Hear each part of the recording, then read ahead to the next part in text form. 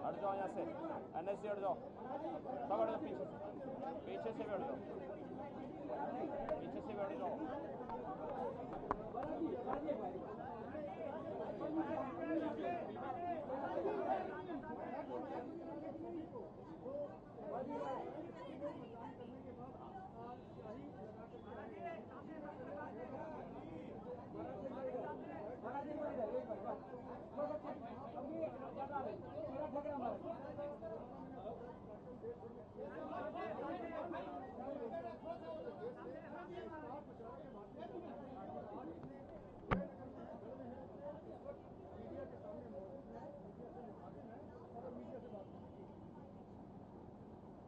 मित्रों,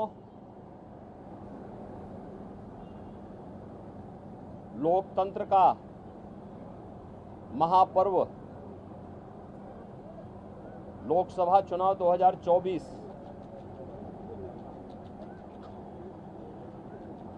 अंतिम चरण का चुनाव आज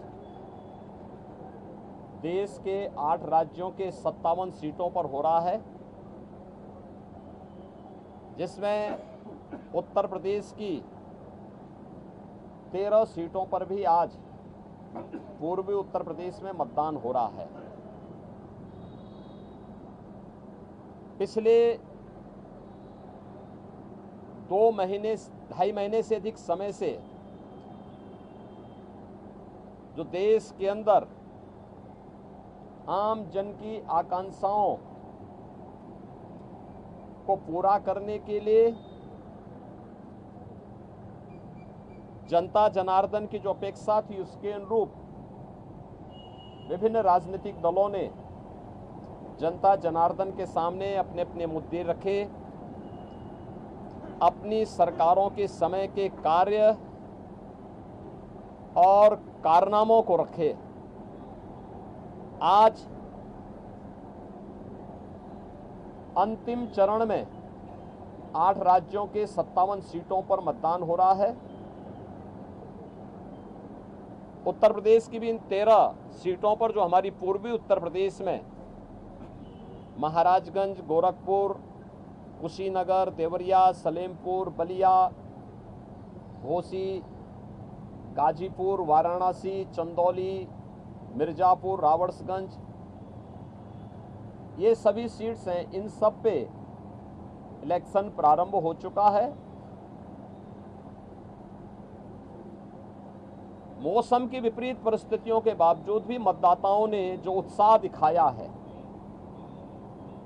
मैं सबसे पहले उन सभी मतदाताओं के प्रति हृदय से आभार व्यक्त करता हूं, जिन्होंने लोकतंत्र के प्रति अपनी आस्था को व्यक्त करते हुए भीषण गर्मी में, टेम्परेचर इस समय 50 डिग्री के आसपास जा रहा है, जो संभवतः कई वर्षों के बाद और कई दशकों के बाद इस प्रकार की स्थिति हम सबको देखने को मिल रही है।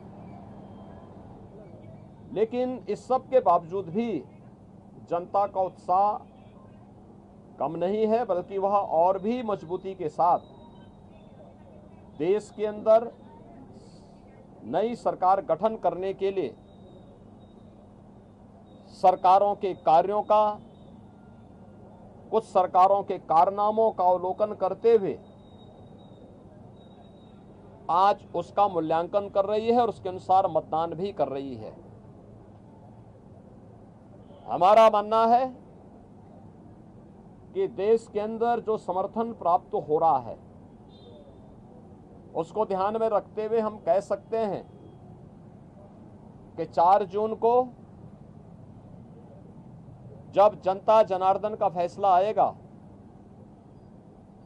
तो देश के अंदर आत्मनिर्भर और विकसित भारत के लिए विरासत भी और विकास भी, गरीबों के प्रति संवेदना भी, युवा पीढ़ी के उज्जवल भविष्य, जिन लोगों ने और जिन पार्टियों ने, जिन सरकारों ने काम किया है, उसको पूरा आशीर्वाद प्राप्त हो रहा है और जनता को सुखद अनुभूति होगी, देश को सुखद अनुभूति होगी कि मोदी जी एक बार फिर से प्रचंड बहुमत के साथ सरकार बनाएंगे। उत्तर प्रदेश इसमें अपनी भूमिका का निर्वहन करेगा पूरी मजबूती के साथ। 10 वर्ष में बदलते हुए भारत को 7 वर्ष में डबल इंजन सरकार के द्वारा एक नए उत्तर प्रदेश का दर्शन कराया है, जिसमें सुरक्षा और विरासत के साथ साथ विकास के एक नए युग में उत्तर प्रदेश ने प्रवेश किया है। यह एक सुखद अनुभूति उत्तर प्रदेश वासियों के लिए, यहाँ के युवाओं के लिए, यहाँ के किसानों के लिए, यहाँ की बहनों और माताओं के लिए, बेटियों के लिए, व्यापारियों के लिए, समाज के प्रत्येक तबके के लिए सबका साथ और सबके विकास की भावना के साथ मोदी जी के नेतृत्व में जो कार्य हुआ है, मुझे लगता है कि जनता जनार्दन का वह आशीर्वाद मोदी जी को, भारतीय जनता पार्टी को पूरे देश के अंदर प्राप्त हुआ है, हो रहा है। और आज 7वें चरण में भी पूरे देश के अंदर जो उत्साह देखने को मिल रहा है। अभी प्रातःकाल मौसम बहुत सुहावना है। इस सुहावने मौसम का आनंद लेकर के मैं मतदाताओं से अपील करूंगा कि हमें अब जाति, मत और मजहब से ऊपर उठ करके अपने देश के उज्जवल भविष्य के लिए एक आत्मनिर्भर और विकसित भारत की जिस संकल्पना को मोदी जी ने आज़ादी के अमृत महोत्सव वर्ष में देशवासियों को दिया है, उसको साकार करने का समय आ गया है, जिससे भारत आज जो देश की सबसे बड़ी, दुनिया की सबसे बड़ी उभरती हुई अर्थव्यवस्था है, यह आगामी 3 वर्ष में दुनिया की तीसरी बड़ी अर्थव्यवस्था 2047 तक भारत को दुनिया के विकसित देशों की श्रेणी में खड़ा करके हर एक नागरिक के जीवन में खुशहाली लाने के लिए कार्य किया जा सके। जनता जनार्दन का आशीर्वाद इस दृष्टि आज भारतीय जनता पार्टी को प्राप्त हो रहा है और हमें पूरा विश्वास है कि 4 जून को फिर एक बार मोदी सरकार प्रचंड बहुमत के साथ आकर के आत्मनिर्भर विकसित भारत की संकल्पना को साकार करने का कार्य करेगी। देखिए, प्रधानमंत्री जी ने अपने 2.5-3 महीने के व्यस्त दिनचर्या में से कुछ समय, यद्यपि उनका पूरा जीवन भारत माता के लिए समर्पित है, बिना रुके, बिना डिगे, बिना झुके उन्होंने 10 वर्षों से भारत की सेवा की है और देश के हित को सर्वोपरि मानते हुए दुनिया के अंदर भारत का सम्मान बढ़ाया है। मोदी जी की यह आराधना एक आध्यात्मिक आराधना, यह आध्यात्मिक आराधना राष्ट्र आराधना है। भारत माता के इस चरणों में वह एक आराधना है जो राष्ट्र को समर्पित है, भारत की 140 करोड़ जनता की, जनार्दन की सेवा के लिए, उनके उज्जवल भविष्य के लिए समर्पित है। और ये भारत की परंपरा है। जो लोग भोग में लिप्त हैं, भ्रष्टाचार में लिप्त हैं, अनाचार दुराचार में लिप्त हैं, वे लोग आध्यात्मिक आराधना के महत्व को नहीं समझ सकते। आध्यात्मिक आराधना को समझने के लिए भारत और भारत जैसा मन चाहिए।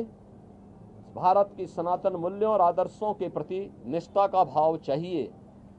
जिनके मन में भारत के प्रति आस्था का भाव नहीं है, भारत के सनातन मूल्यों और आदर्शों की ध्वजियां उड़ाना जिन्होंने अपने जीवन का उद्देश्य समझ लिया था और जिनके कारनामों से जनता उनको बार बार ठुकराई है, वे लोग मोदी जी के इस ध्यान साधना और इस राष्ट्र आराधना का मखौल भले ही उड़ा सकते हैं, लेकिन जनता जनार्दन अपने नेता के समर्थन में और उनके पूरे कार्यक्रमों के साथ पूरे समर्पित भाव के साथ जुड़ी हुई है। और जनता जनार्दन का पूरा आशीर्वाद, पूरा स्नेह मोदी जी के साथ में है।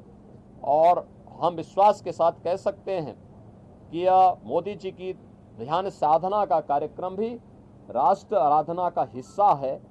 और इसका लाभ भी देश को प्राप्त होगा। उत्तर प्रदेश में महिलाओं ने ज्यादा मतदान किया महाराज जी, उत्तर प्रदेश में खासतौर पर, बावजूद इससे भी कुछ मतदान कम भी हुआ। देखिए, एक तो गर्मी बहुत ज़्यादा है, टेम्परेचर आप में से आप भी जानते हैं कि 50 डिग्री 48 डिग्री का टेम्परेचर कभी हम लोगों ने नहीं देखा, लेकिन है प्रकृति परीक्षा ले रही है और प्रकृति की इस परीक्षा में हम सबको खरा उतरना होगा। जनता जनार्दन को अपने आप को साबित करना होगा कि अग्नि परीक्षा के इस दौर में हम लोकतंत्र को और पुष्ट करेंगे, मजबूत करेंगे और स्वाभाविक रूप से आधी आबादी नारी शक्ति वंदन अधिनियम देश की पहली संसद में मोदी जी ने पास किया।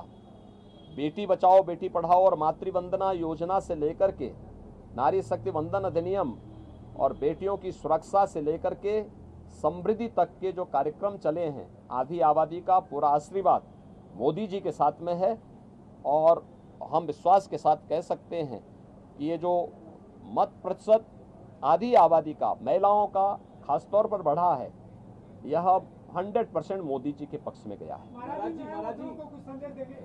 हाँ, मैं युवा मतदाताओं से कहूंगा कि नया भारत जो इंफ्रास्ट्रक्चर से युक्त है, सम्मान प्राप्त कर रहा है, सुरक्षा का एक बेहतर माहौल जिसने दुनिया के अंदर बनाया है, यह उनके उज्जवल भविष्य के लिए है। मोदी जी की इस परिकल्पना में उन्हें आगे आकर के बढ़ चढ़ करके भाग लेना चाहिए, लोकतंत्र को और मजबूत करना चाहिए। जो लोग अपनी हार से पस्त होकर के गुमराह करने का प्रयास कर रहे हैं, मुझे लगता है कि उनके बहकावे में ना आए, मतदान करें।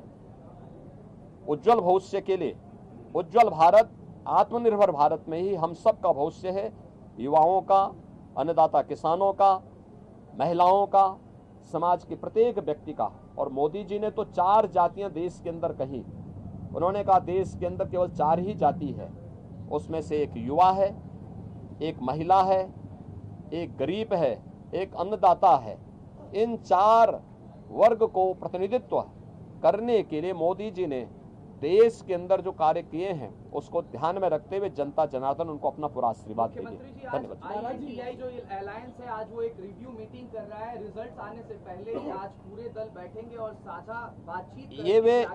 ये वे अंतिम बार बैठेंगे, क्योंकि 4 के बाद ये जितने दल हैं उतने उसमें फाड़ होने वाले हैं। दोनों एक दूसरे के